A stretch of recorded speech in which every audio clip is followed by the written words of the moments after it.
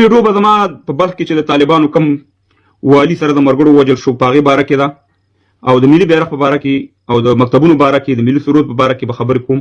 هیله ده چې دا ویډیو را سره شیر کړئ. یو خو دا دی چې زما دا پاچا کاموال په نوم باندې فیسبوک 10 ورځو له بند و، تقریبا ریسیشن کې لګېدلی ویډیو مخکې نه دی راپورټ شوی دی، خلکو ته نه ښکاري. او دغه شان نور پیجونه مې چې دا 15 ورځو له بند دي، نو نه یېرېږو نه ټیټېږو، خپله مبارزه به کوو او خپله مبارزې نه وروستو کېږو نه. د حق مبارزه د اصلاح په خاطر باندې به دلته نیوکې کوو، د جنګ په خلاف باندې خلک یو. اول په بلخ کې چې کوم د مزار شریف کې چې کوم د طالبانو والي و هغه پرون د سره د مرګړو ووجل شو. ګورې زه شخصا خپله د دې شي سخت خلاف یم. زه خفه یم چې دا ولې ووجل شو، لکه په وجلو باندې دا وطن ولاکې افغانستان جوړ کړي. دا 15 کاله کېږي موږ یو بل وجنو، څه نتیجه یې ورکړه؟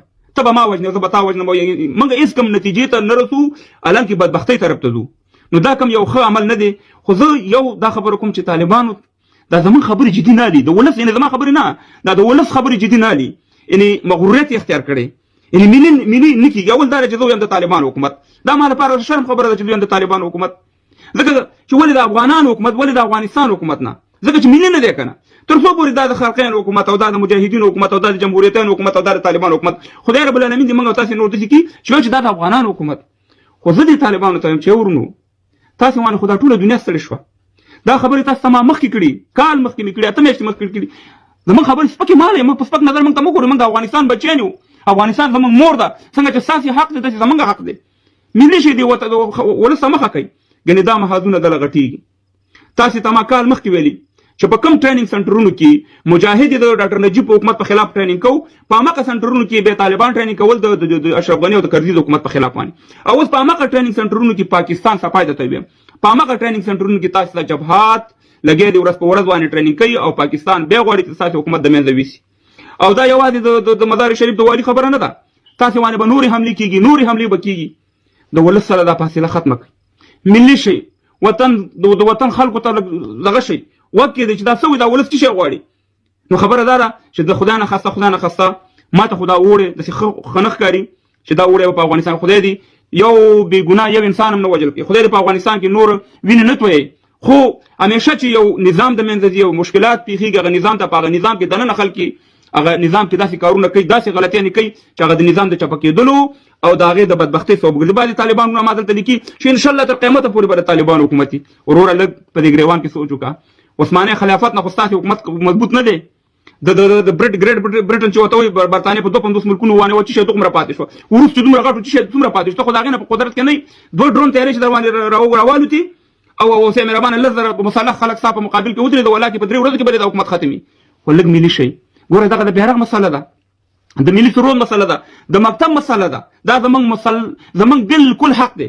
ځکه د دې درې رنګه ملي بیرغ لاندې زما پلار وخت تېر کړی، زما نیکه وخت تېر کړی. والله چې دا ټوله دنیا یو طرف ته شي، شخصا د بل طرف ته که د سره ومنم نه دی، د حکومت ومنم. والله چې د چرګه خو د ورځې یو هګۍ اچي، چې ته 3 د سرو زرو هګۍ واچې او د افغانستان ته چې ګولې ګلزار کړي چې درې رنګه ملي بیرغ نه زما د جینو مکتبونه حقونه هم نه ورکړي، ملي سرود نه یې سره نه منم. زه دا زما حق دی. او دا یوازې دا خبره نه کوم، په میلیونها افغانان په دې خارج کې اوسېږي، ته څنګه د ملي بیرغ خپل دغه د تنظیم بیرغ د اماراتو بیرغ دی په دې وانې مني؟ څنګه مني؟ په کوم حساب مني؟ او بل موږ سره ذبیح الله مجاهد موږ سره وعده وکړه چې دغه ملي بیرغ مسله حل کوو، دا زموږ ملي بیرغ دی. نورو طالبانو ته ویډیوګانې پرتې دي. ولې تاسې د دې خبرې نه وروسته شئ؟ ولې دا زموږ ملي بیرغ نه منئ؟ ولې د جنکو مکتب نه فعالوئ؟ ولې زموږ ملي سرود نه فعالوئ؟ اوس چې ذبیح الله مجاهد چې ښایسته پړګی والي، زه ورته احترام لرم، ښایسته ږیره پرېښې ده، په پښتو خبرې کوي، د اسلام خبرې کوي، هغه موږ سره وعده کړي، هغه د ملي بیرغ باندې اوس هغه خاموشه پاتې دی، نور طالبان پرې خاموشه پاتې دي. نو خبره دا ده چې دغه شیانو ته پام وي، دشمن درته ناست دی.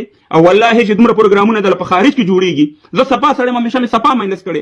څومره پروګرامونه چې تاسو له بیا په پاکستان کې تیارېږي، په کوم ځای کې چې تاسو شپې کولې، کوم ځای کې چې مرکزونه ورشئ، خپل هم ښه معلومات لرئ چې په هغه ځای کې اوس څوک تاسو ته ټرېننګ کېږي او ستاسې د نظام په خلاف باندې به ورځ بغاوت زیاتېږي. که چېرته ولس سره یو ځای شوئ او ولس دغه ما چې شی نه وښوده، د ولس دغه شیانو ته توجه وکړه، نو پاتې به وئ. ګنې یقین وکړه چې ډېر زر به ستاسې ټغر غونډ شي. موږ نه غواړو چې په افغانستان کې وینې توی شي، موږ نه غواړو چې افغانستان بیا بدبخته شي، موږ نه غواړو چې بیا په افغانستان کې د جنګ د لارې د ټوپک د لارې زموږ نظام بدل شي. موږ غواړو چې اصلاحات راشي او په دغه باندې تاسې فکر وکړئ. نو دغه پېښه باندې چې کوم په مزار شریف په والي سره پېښه شوې، موږ خفه یو، د جنګ غوښتونکي نه یو. زما همیشه مبارزه ټولو خلکو ته معلومه ده، خو د جینکو د مکتب نه، د ملي 3 رنګه بیرغ نه او د ملي سرود نه په هیڅ قیمت باندې زه یوازې نه، په میلیونها افغانان چې تیریږي او د ملي بیرغ نه بل بیرغ مني، په ملي بیرغ باندې دا غینه به بغیرت افغان نه دا ویډیو